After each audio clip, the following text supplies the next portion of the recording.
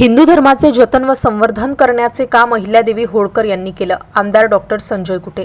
पुण्यश्लोक अहिल्यादेवी सामाजिक सभागृहाला 50 लाख रुपयांचा अतिरिक्त निधी मंजूर.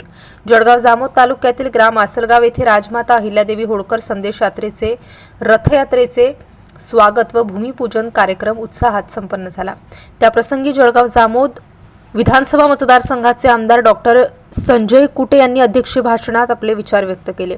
राजमाता पुण्यश्लोक अहिल्यादेवी होळकर ह्या प्रजावात्सल्य रणरागिणी होत्या.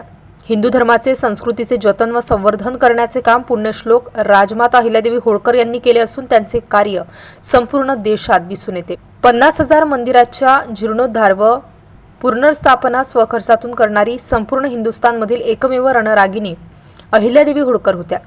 जामोद, जळगाव, सुनगाव व आसलगाव व झाडेगाव, मानेगाव या ठिकाणी आमदार संजयजी कुटे अहिल्या संदेश रथयात्रेत सहभागी झाले. पुढच्या वर्षी सर्व समाज बांधवांतर्फे सर्व सामाजिक संघटना, सर्व जाती धर्मातील लोकांना सोबत घेऊन आपण व्यापक प्रमाणात अहिल्यादेवी संदेश यात्रेचे आयोजन करण्याचा मानस त्यांनी व्यक्त केला.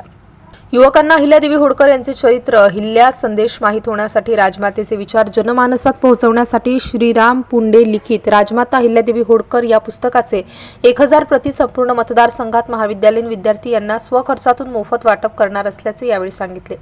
यावेळी श्रीराम पुंडे यांनी अहिल्यादेवी होळकर यांच्या जीवनावर प्रकाश टाकला. मनोहर खाळपे यांनी अहिल्यादेवी होळकर यांच्या जीवनचरित्र थोडक्यात सांगून संपूर्ण महाराष्ट्रात विधानसभेत धनगर समाजाच्या प्रश्नावरून सर्वात जास्त प्रश्न मांडणारे आमदार संजय कुटे असल्याचे सांगितले. संदेश रथयात्रेचे आगमनाप्रित्यर्थ पुण्यश्लोक अहिल्यादेवी होळकर सामाजिक सभागृहातील उर्वरित बांधकाम, संरक्षण भिंत व प्रेव्हर ब्लॉक बसवण्याच्या कामाच्या 50 लाख रुपये किमतीचे भूमिपूजन पार पडले.